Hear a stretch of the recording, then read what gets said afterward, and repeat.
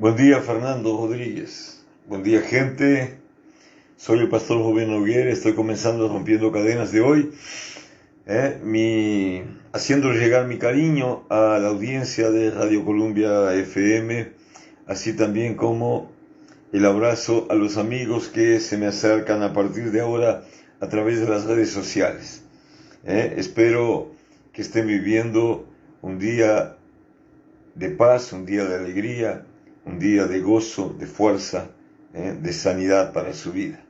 Oro para que el buen Dios se manifieste sobre su vida, trayendo provisión, trayendo consuelo, trayendo fuerza, trayendo aliento, y que usted pueda vivir un día según el propósito del cielo para su vida, según lo que Dios ha escrito en su libro para su día, para mi día, para nuestro día, este día que Dios ha hecho para nosotros, en el nombre de Jesús. Vivimos una semana intensa en expectativas, ¿no? Estamos hoy el día 20, estamos en el día martes. El jueves próximo, o sea, faltan 2 días, recibimos al profeta Josué Dalasta y a su esposa. Hoy estuve allí en el hotel pagando la estadía, las diarias que él va a ocupar. Llega el jueves antes del mediodía y probablemente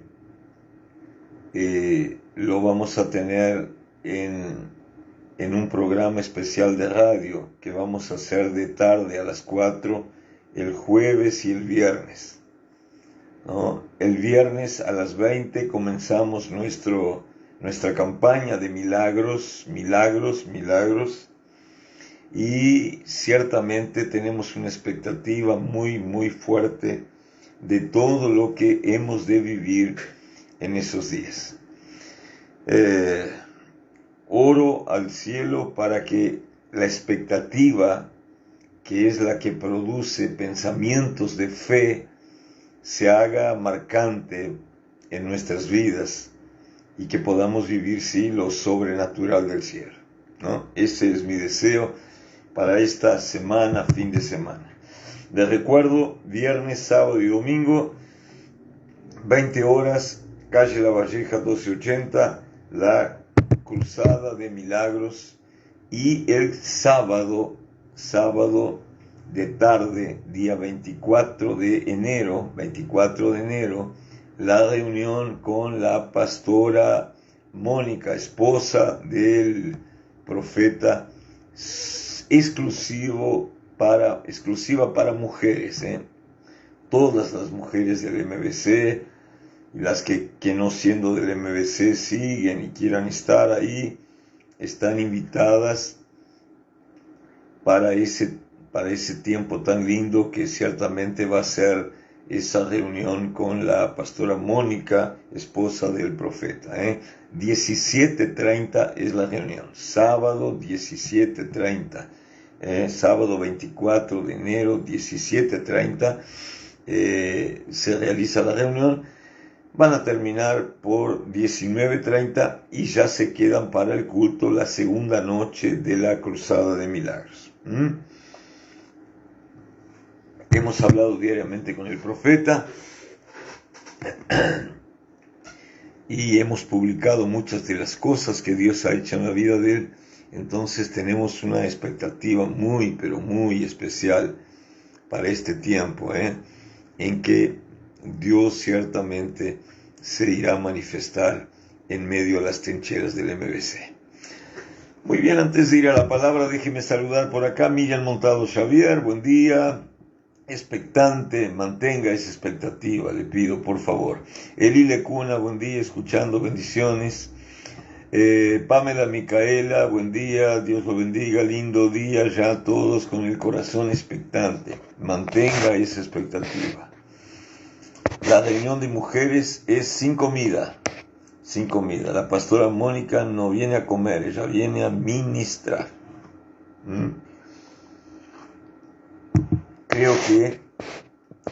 Creo que le van a servir alguna mesa para que coma algo antes del culto.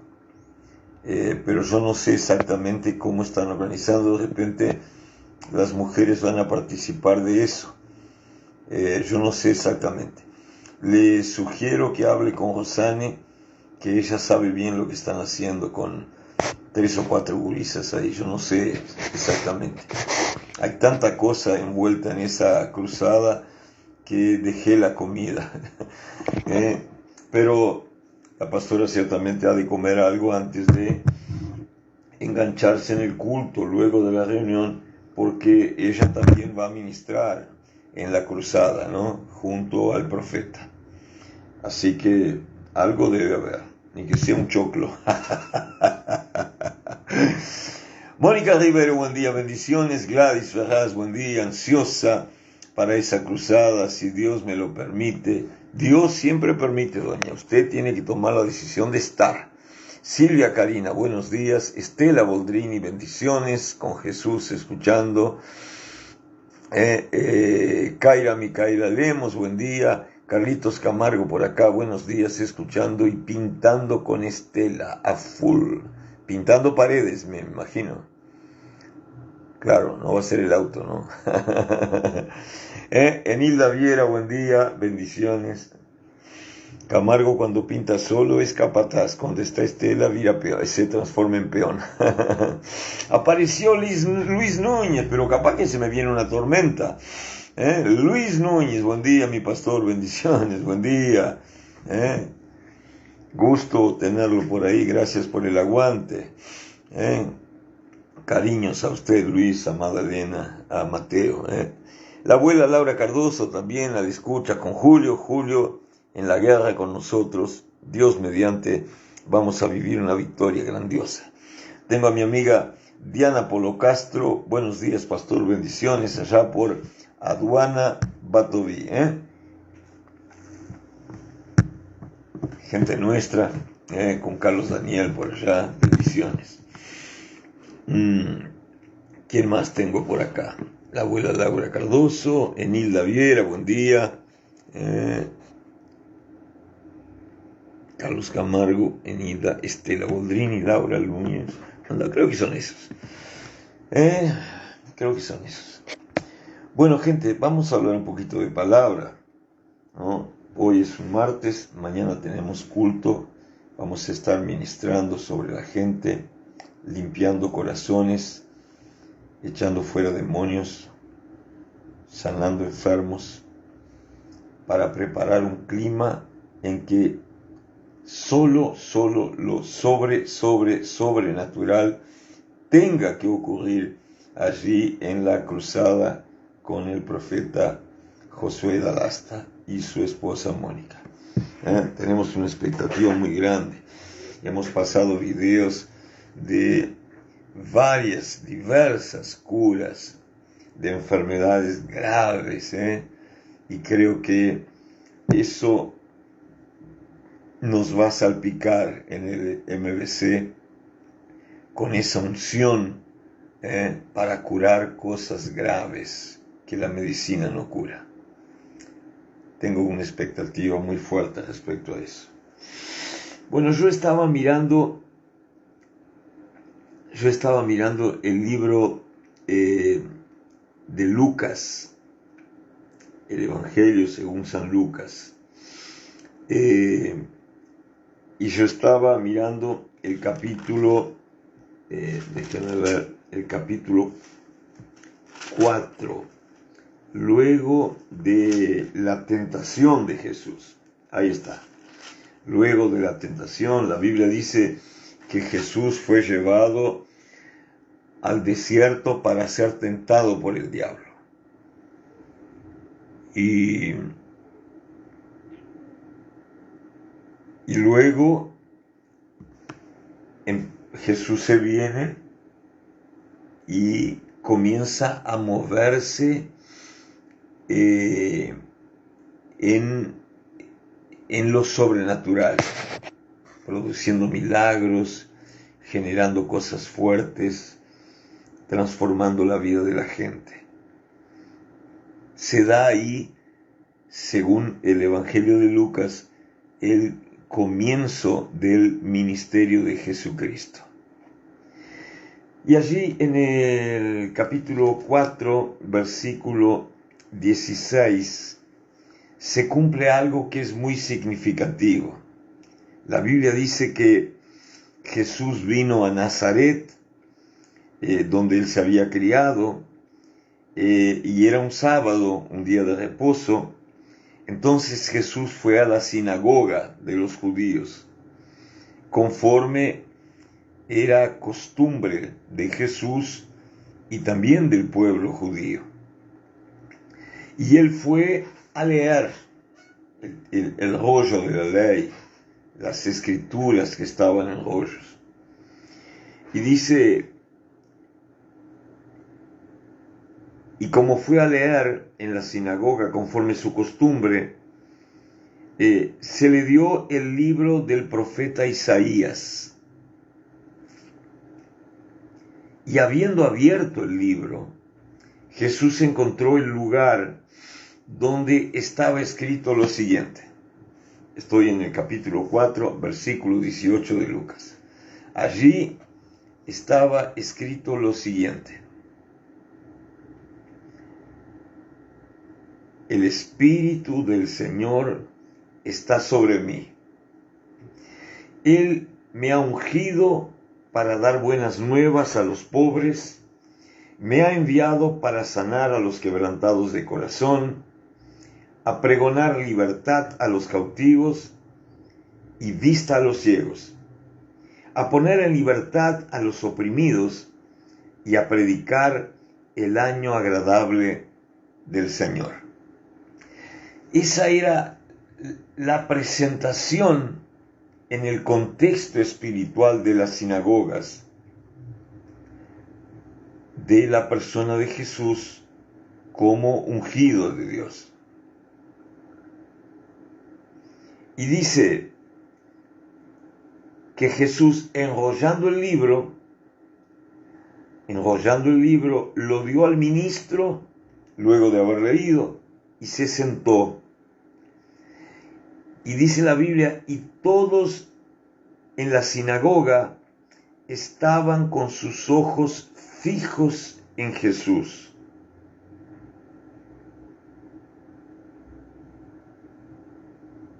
Y él comenzó a decirles: hoy se ha cumplido esta escritura delante de ustedes. Y todos daban buen testimonio de Jesús y estaban maravillados de las palabras de gracia que salían de su boca. Y decían: ¿no es este el hijo de José? Vea qué interesante.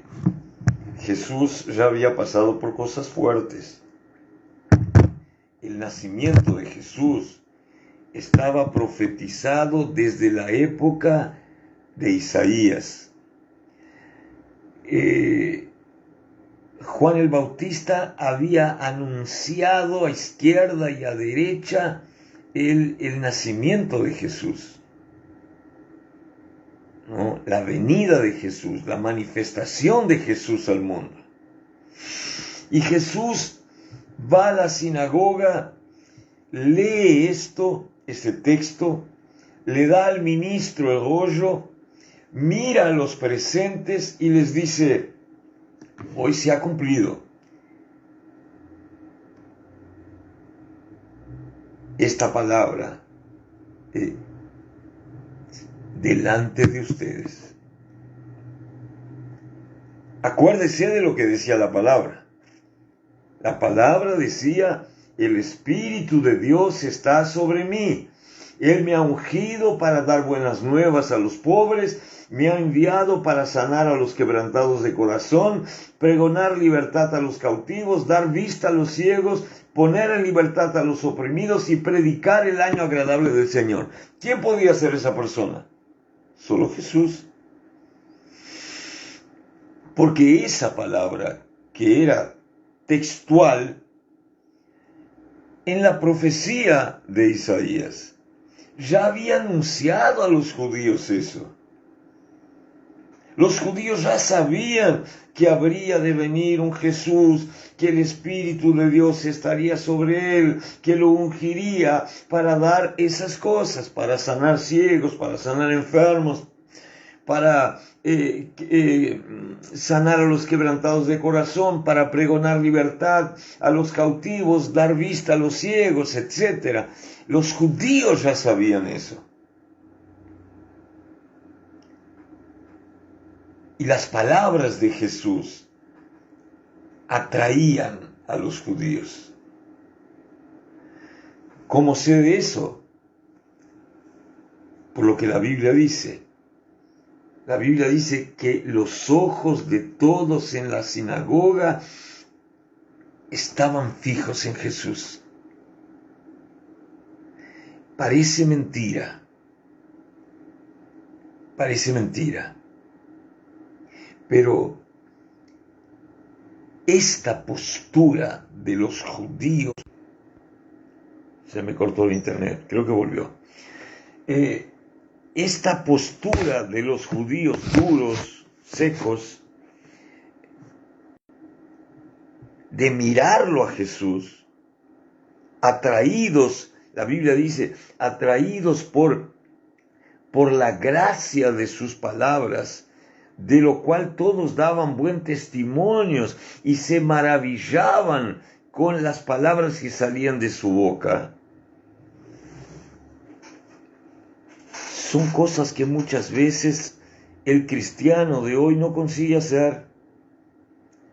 Muchas veces el cristiano de hoy no consigue mirar a Jesús. Él mira en la iglesia los defectos de la gente, los problemas de la iglesia, los caprichos del pastor. Él mira la mancha de humedad en la pared, él mira si alguien toca fuerte de más o toca liviano de más, si alguien golpea mucho la batería o no golpea, si alguien grita mucho para predicar, si alguien grita mucho para cantar, pero él no mira en el templo lo que él tiene que mirar en este tiempo, que es mirar a Jesús, es mirar lo que su palabra dice, es mirar a las promesas del Padre para los creyentes de este tiempo. Parece mentira, pero los judíos que más tarde vendrían a rechazar a Jesús y a matar a Jesús, a crucificar a Jesús, a perseguir a Jesús, ellos conseguían mirar a Jesús. La Biblia dice que los ojos de los judíos estaban fijos en él. Hay algo que la abuela me enseñó desde chiquito y me decía: jovencito, usted va a ir al culto, usted va a ir a la iglesia, usted va a ver cosas que usted no va a gustar, usted va a ver cosas que lo van a herir, usted va a ver cosas que no lo van a lastimar, usted va a ver cosas que no lo van a dejar feliz. Pero usted tiene que dejar de mirar a la gente que le hace cara feo, que no la saluda. Usted tiene que mirar a Jesús en la iglesia. Ponga su mirada en lo de arriba, ponga su mirada en lo que la palabra dice. Acuérdese, aunque lo miren de cara fea, aunque no lo saluden, aunque no lo hagan sentir útil o valeroso o valioso o importante, acuérdese, Rubén, usted es todo lo que la Biblia dice que usted es, usted puede todo lo que la Biblia dice que usted puede, usted tiene todo lo que la Biblia dice que usted tiene. Y usted va a vivir si cree todo lo que la Biblia dice que usted va a vivir. Caramba! Palabras de una abuela que solo fue hasta 5º año de escuela, que poco sabía escribir, que poco sabía leer, pero que marcó mi vida hasta hoy a los 67 años de vida. Yo aprendí a poner los ojos en Jesús, no quedándome mirando lo que el hombre me hace, lo que la gente me hace, lo que el ministro me hace, lo que la gente dice, ataca. A veces uno se enoja, uno se calienta y entiende que todo eso viene para hacerlo parar a uno. Todo eso viene para frustrarlo a uno en la fe. Todo eso viene para que uno no se congregue más, para que uno no predique más, para que uno no cante más, para que uno no dance más. Porque el enemigo lamentablemente tiene poder de usar personas que se prestan a ser instrumento del diablo para intentar parar a los cristianos. Pero una noticia le doy. Y una noticia hago sonar en las bocas de las puertas del infierno. Cristiano que pone los ojos en Jesús no puede ser parado por ningún mandado del diablo, por ningún mensajero del diablo, ni por ningún demonio siervo del diablo. Entonces uno tiene que aprender a poner los ojos en Jesús. Poner los ojos en Jesús significa tomar en cuenta lo que Él dice, a recibir su palabra, disponerse a vivir su palabra, disponerse a alcanzar lo que su palabra dice, disponerse a estar con el corazón lleno de lo que la palabra del Señor dice. Cuando usted hace eso, no hay demonio, no hay diablo, no hay brujo, no hay gente mal carácter, no hay pillo, no hay lobo metido en medio del rebaño que lo pueda parar. Que lo pueda parar. Porque el Dios que lo eligió, el Dios que lo llamó, el Dios que lo escogió, que lo separó, que lo santificó, es el Dios que lo capacitó para que usted llegue a lo que usted tiene que llegar. La Biblia lo dice y yo de verdad le creo en el nombre de Jesús. Amén, amén y amén. Ahora vea lo que dice. Vea lo que dice la Biblia. Y todos daban buen testimonio. Y estaban maravillados de las palabras de gracia que salían de su boca.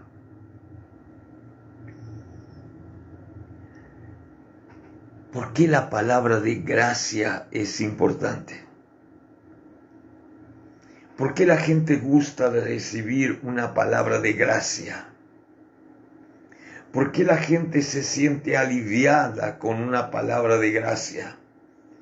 ¿Por qué el corazón del hombre necesita una palabra que lo ponga en pie, una palabra que lo estimule, una palabra que lo alimente de optimismo? ¿Por qué? ¿Por qué el hombre necesita una palabra de consuelo que viene a través de la palabra de gracia? Porque la gracia, amado, habla del perdón de tus fallas. Habla de la restauración de lo que se te rompió. Habla de la restitución de lo que se perdió. Habla de un nuevo tiempo, de un nuevo ciclo que solo Dios puede inaugurar en tu vida y hacerte llegar a vivir aquello que solo Dios puede haber preparado para ti. La palabra de gracia es la palabra que alimenta el corazón del hombre, que sacia su alma y que lo hace proyectar en su espíritu, no una vida conforme a la realidad que la persona está viviendo, pero conforme a aquello que la propia palabra del Señor promete para la vida del hombre que cree en Él y que se dispone a vivir en su propia vida las cosas que Dios ha preparado para él. Esa palabra de gracia es tan necesaria, que nosotros sentimos hambre de ella. Ahora vea, y Jesús les dijo, hoy se ha cumplido esta escritura delante de ustedes. Cuando Jesús dice eso, Jesús está diciendo, esta palabra que fue escrita por Isaías hablaba de mí. Jesús está diciendo, yo soy el que habría de venir. Jesús está diciendo, yo soy el que ustedes esperaban. Jesús está diciendo, yo soy el que fue capacitado por Dios y enviado por Dios para hacer todo lo que ese texto dice.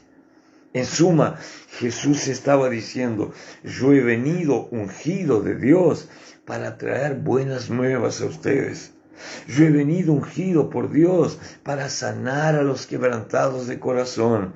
Yo he venido enviado por Dios y ungido por Dios para pregonar libertad a los cautivos. Yo he sido enviado por Dios, ungido por Él, para traer libertad a los cautivos, a los oprimidos, y para predicarles que este es el tiempo agradable de Dios, el tiempo aceptable, es el tiempo en que las cosas de Dios están como nunca disponibles para ustedes.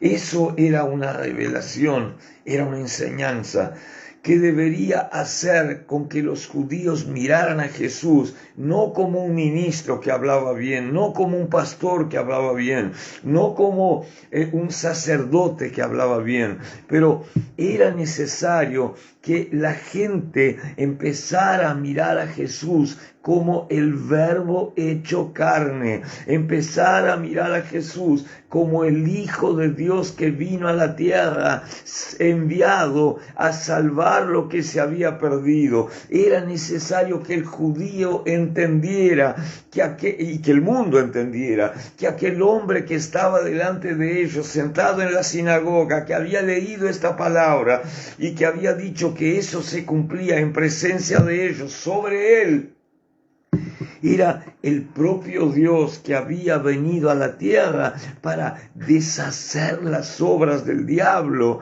y para dar descanso, para dar alivio a todo aquel que estaba cansado de su vida, de su dolor, de su sufrimiento, de sus quejas, de sus abandonos, de sus rechazos, de sus dolores, de sus enfermedades. Era Él. Lo que era esperado. Imagínese si yo estuviera en esa sinagoga, si yo estuviera en esa iglesia. Imagínese si yo viera a alguien que dijera, esta palabra se cumple sobre mí, y que me hiciera entender que aquel era Jesús, que había venido a hacer todo lo que la Biblia dice. Evidentemente, querido, que yo iba a salir corriendo y me iba a tirar a los pies de Jesús, porque era todo lo que yo estaba esperando para un cambio de vida, para un consuelo de mi alma, para que las opresiones que estaban sobre mí cayeran por tierra, para que la luz de Él entrara y alumbrara mi interior oscuro, mi interior de cautividad, mi interior de tinieblas, mi interior de fracasos, mi interior de ruinas. Necesitaba yo que eso sucediera urgentemente en mi vida. Había sucedido la revelación de Jesucristo como el Hijo del Dios vivo, como el enviado de Dios para salvar al mundo, para que todo aquel que en Él creyera no pereciera, mas recibiera vida eterna. ¿Qué haría usted? ¿Qué haría yo? Yo creo que la gente del MBC iba a correr y se iba a lanzar a los pies de Jesús.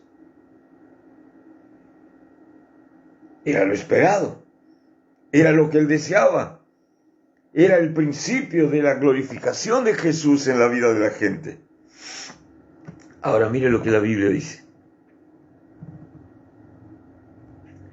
Y todos daban buen testimonio de él. ¿Qué significa eso? Es un hombre bueno. Y dice, y estaban maravillados con las palabras. Él habla muy bien. Pero luego decían, ¿no es este el hijo de José, el carpintero? ¿Qué significa esto, amado? ¿Qué significa esto en el mundo espiritual? En el contexto espiritual, ¿qué significa? Significa que ellos se encontraban lindo como Jesús se movía, que ellos se maravillaban con las palabras de Jesús, que ellos estaban atónitos por lo que Él había manifestado allí, pero que ellos no conseguían ver a Jesús como Dios. Él hablaba bien, Él hacía cosas fuertes, Él tenía palabras de vida que saciaban el corazón de la gente, pero para ellos Él era apenas el hijo del carpintero. Ese estigma del hijo del carpintero, del hijo de María, iba a marcar todo el ministerio de Jesús. Más adelante ellos van a decir, Jesús se dice que es Dios, pero no están ahí sus hermanas y sus hermanos con nosotros. ¿No es este el hijo de María con José el carpintero? Definitivamente.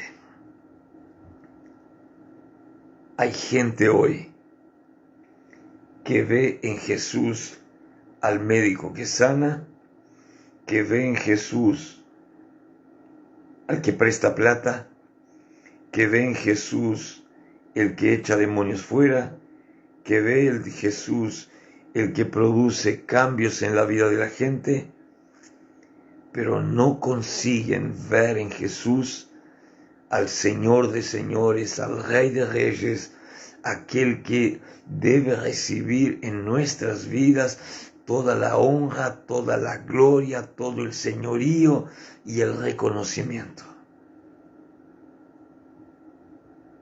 Para muchos, Jesús es el psicólogo. Para muchos, Jesús es el consejero matrimonial. Para muchos, Jesús es el que provee. Apenas.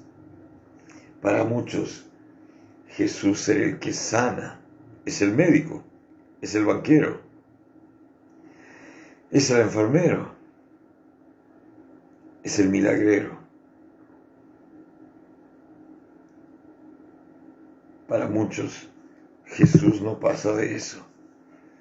Y como tal no es visto como algo más que alguien que vino para ayudarnos.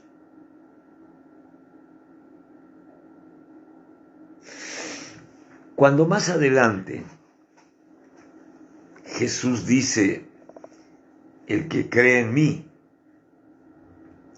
de su interior brotarán ríos de agua viva para vida eterna. Él no estaba hablando como el hijo del carpintero. Él estaba hablando como el primogénito del Padre.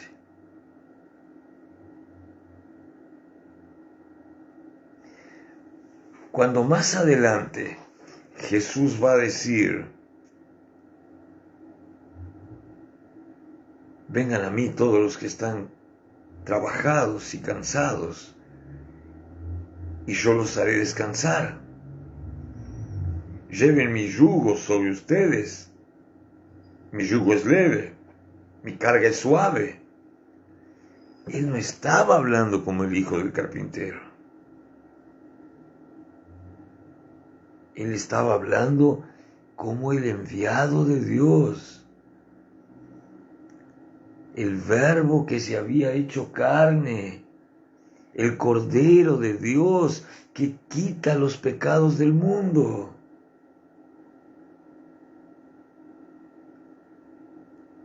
Pero la gente veía apenas el hijo del carpintero. Tanto es que no lo aceptaban como el rey de los judíos. Tanto es que no lo veían como aquel que vino a libertar a Israel, no de la esclavitud de Roma, pero la esclavitud de pecado, de muerte eterna.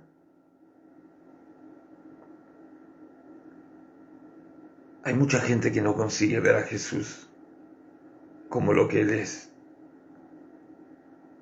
Y hay mucha gente que dice, yo creo en Jesús. Pero creer en Jesús es una cosa y verlo como Señor es otra. ¿Se acuerda aquel joven rico que la Escritura cuenta que él llegó a Jesús y le dijo a Jesús, Maestro, ¿qué he de hacer para ser salvo?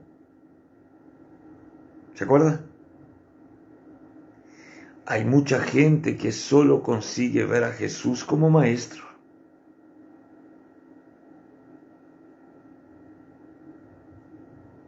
No como el Hijo de Dios.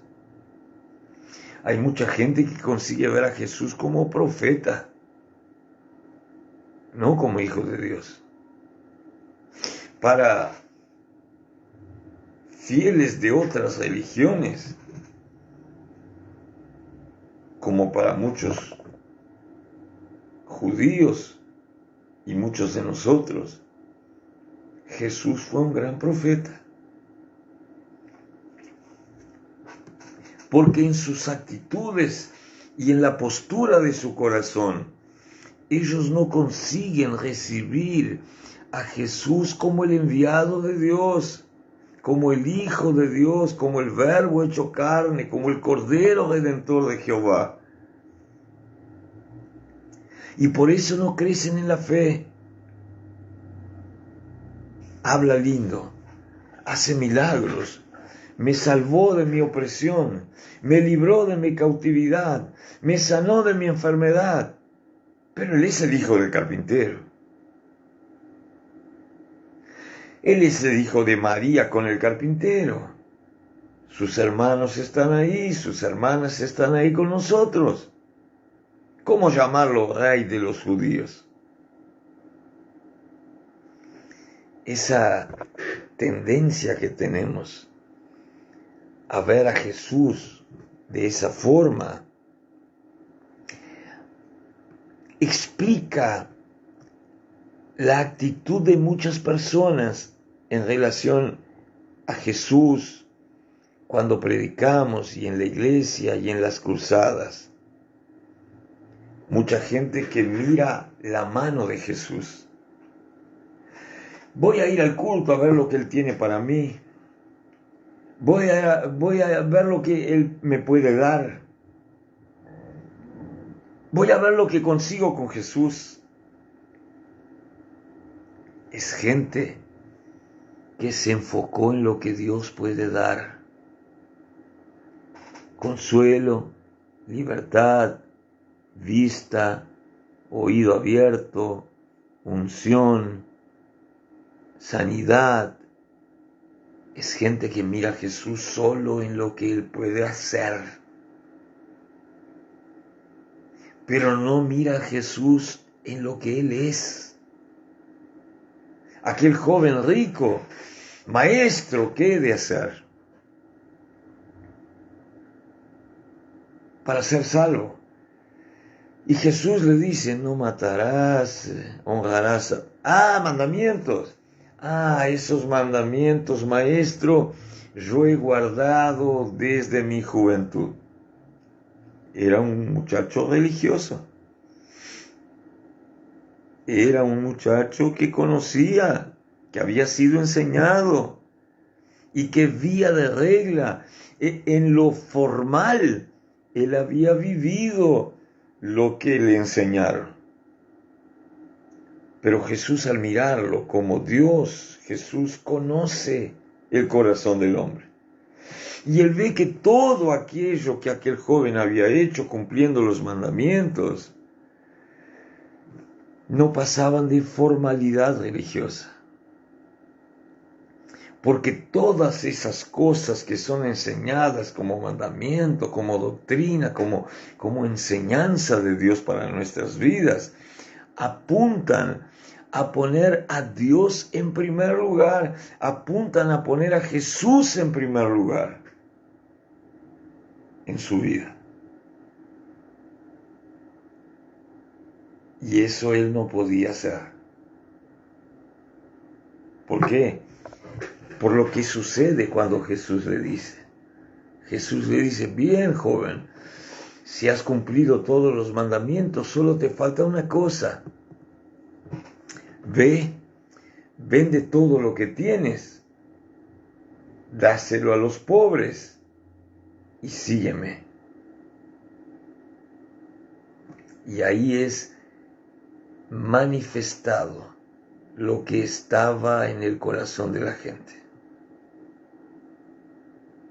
en el corazón de aquel varón, en el corazón de aquel muchacho que llamaba a Jesús de maestro, pero no de Señor. La Biblia dice, cuando el joven oyó lo que Jesús le dijo, se puso triste porque tenía muchas propiedades. Evidente que no hizo lo que Jesús le dijo. Evidente que no llegó a la salvación. Porque él veía a Jesús como el hijo del carpintero. Él veía a Jesús como el maestro. Pero él no veía a Jesús como Dios. Y la Biblia dice que para que seamos salvos tenemos que creer que Jesús es el Hijo de Dios. Yo cuando hago la oración de fe, la preparación para bautismo, yo siempre enseño, amado, Jesús es el Hijo de Dios. Jesús nació con un cuerpo como el mío, como el suyo, con carne, con hueso, con sangre. Jesús murió en la cruz del Calvario, por usted y por mí. Yo siempre enseño, la sangre que Jesús derramó en la cruz del Calvario era sangre sin pecado, sin mancha, y ella tenía el poder de limpiarme a mí y a usted de mis pecados y sus pecados pasados, presentes y futuros, porque Él era, Él es y Él será siempre el Cordero Redentor de Dios que quita los pecados del mundo. Y yo siempre enseño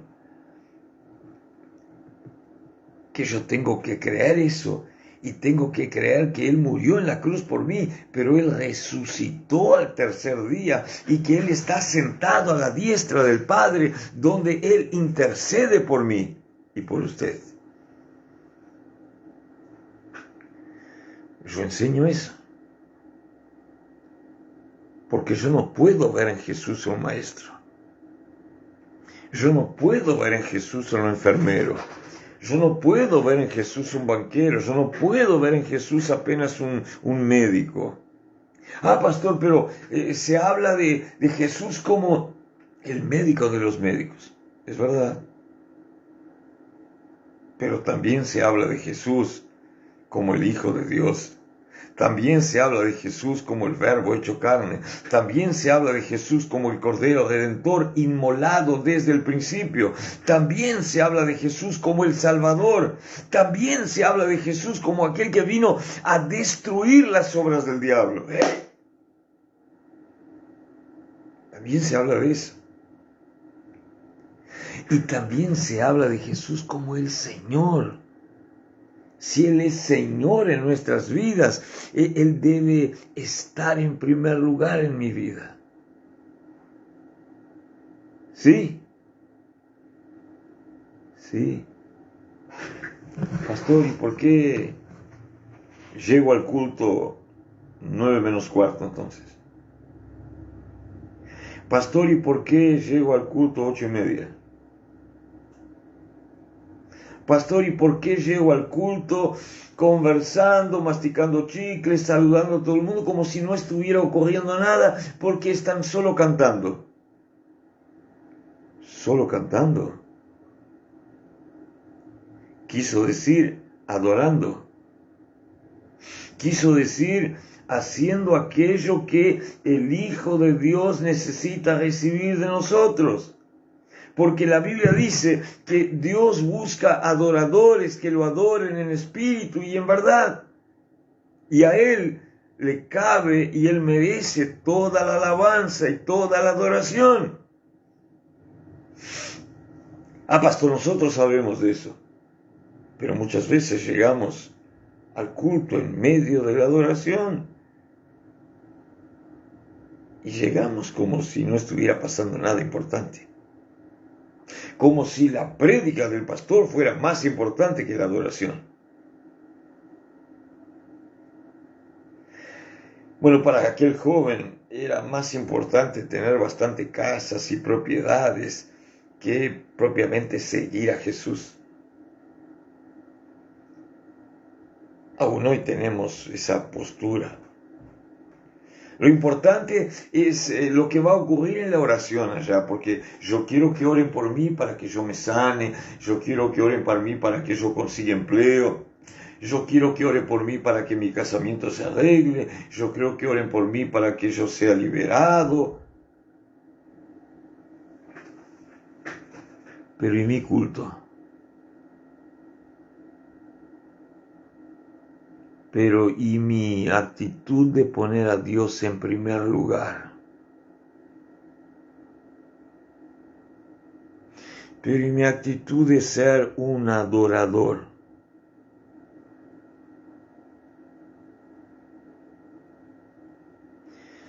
Sí,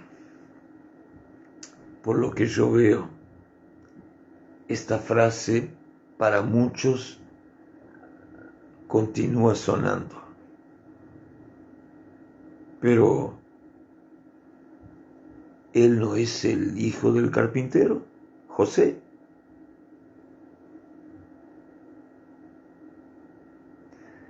¿Sabe por qué le digo eso? Porque normalmente cuando hay algo fuerte en la iglesia, tipo una campaña de milagros, la gente llega a tiempo. Pero cuando es un culto normal, que de repente es para liberación, de repente es para sanidad, eso va a suceder cuando oren. Yo al final voy a estar ahí.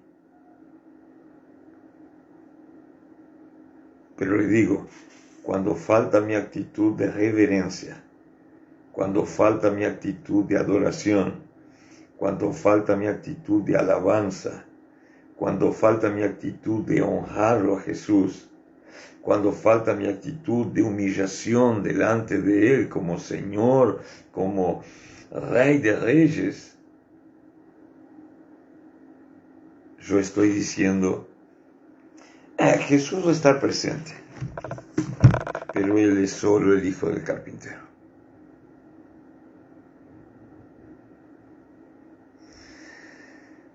Encierro diciendo, basta de dar más importancia a una oración que recibo, a una prédica que escucho, a un pastor que nos visita, más importancia a eso que a Jesús, como el Cordero de Dios que quita los pecados del mundo, como el Hijo de Dios que vino a salvar lo que se había perdido.